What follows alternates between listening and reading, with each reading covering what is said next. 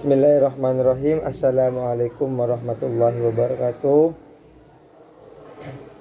Berjumpa lagi dengan saya atas nama Fauzan, mahasiswa Institut Agama Islam Al-Qadiri Jember. Di sini saya akan menjelaskan tentang mata kuliah Media dan Teknologi Pembelajaran yang langsung diampu oleh dosen Bapak Fikri Farihin MPDI, yang berjudul mendesain pembelajaran efektif dengan media dan teknologi. Agar dapat menciptakan sebuah program pembelajaran sukses, guru atau instruktur perlu menerapkan langkah-langkah desain pembelajaran secara sistematik. Program pembelajaran yang efektif dan efisien memerlukan adanya peran komponen-komponen lain seperti materi dan metode pembelajaran. Selain penggunaan media dan teknologi, beragam metode dan strategi pembelajaran juga ikut menentukan keberhasilan penyelenggaraan program pembelajaran. Pembelajaran sukses. Pembelajaran sukses dapat disimpulkan bahwasanya guru atau instruktur memiliki kewajiban untuk menciptakan program pembelajaran sukses yang dapat membawa siswa memiliki sebuah kemampuan yang diperlukan setelah menempuh aktivitas belajar. Secara spesifik, pembelajaran sukses memiliki beberapa indikator penting. Contoh, seperti mampu membawa siswa dalam mencapai kemampuan atau kompetensi yang perlu dipelajari. Kedua, meningkatkan motivasi belajar siswa. 3. Membuat siswa mampu meningkatkan isi atau materi pelajaran lebih lama.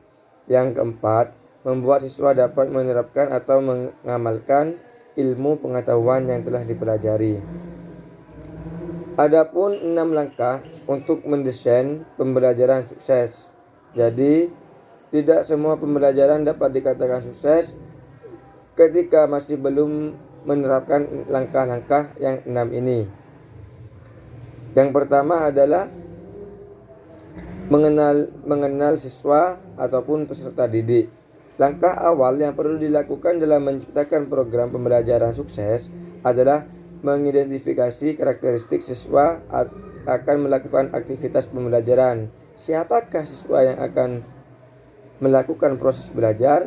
Pemahaman yang baik tentang karakteristik siswa akan sangat membantu guru untuk instruktur dalam upaya memfasilitasi siswa agar mencapai tujuan.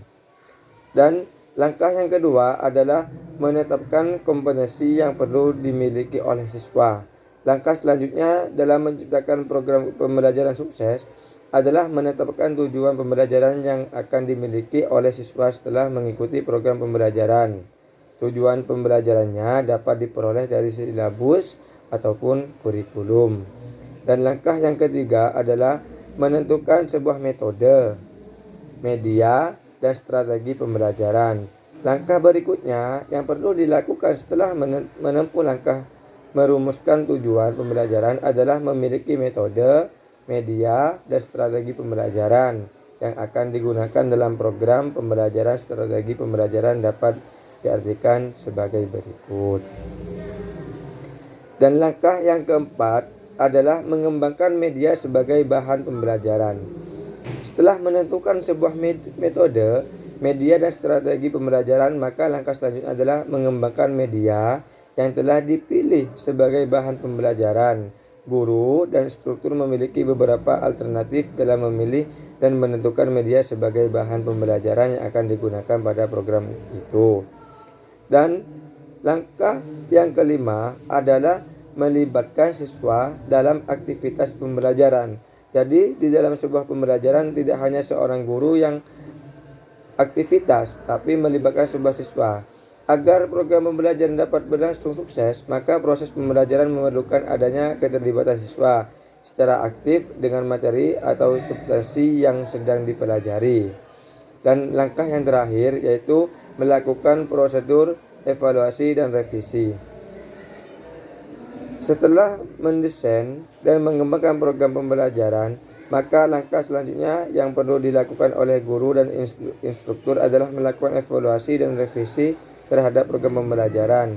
Langkah evaluasi dilakukan untuk menilai sebuah pencapaian hasil belajar siswa dan juga untuk menilai aktivitas, efektivitas, dan efisiensi program pembelajaran yang telah diimplementasikan agar dapat memperoleh gambaran yang lengkap tentang kualitas sebuah program pembelajaran.